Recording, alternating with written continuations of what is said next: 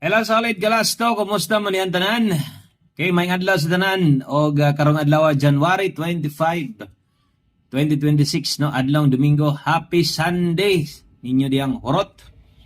Okay? So gahapon atong mga lasto sayang kay no. Puro ra gyud ligas tanan all draw. Ang 17 na to dito ni gawas sa 6D nga lasto 7-1 pagka 9 PM draw. So karon sulayan nato nga mo target ha mas maayo og sa 2 PM draw. Mudaog na tadaan no sa alas 2 pa lang. Okay? So palihog ko og follow daan ani nga channel, i-subscribe og palihog ko kung okay lang. O isa ka like, apilig isa ka share. Daghang salamat ninyong tanan diha. Good luck sa tong big time Bagdok Lasto. Unang lasto na to natay 7-8, Domingo ra baron ay pwedeng mula postra 7-1 bago ra tong gisgutan.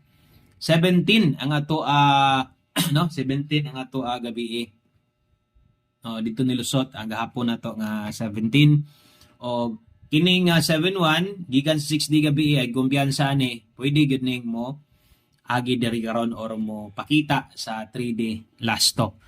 Okay, so upat ra gyapon og ay kalimot pagbali-bali i-all draw lang gyud ni. Kung gusto ka mo bagdok, proven og tested na nitong bagdok lasto diri.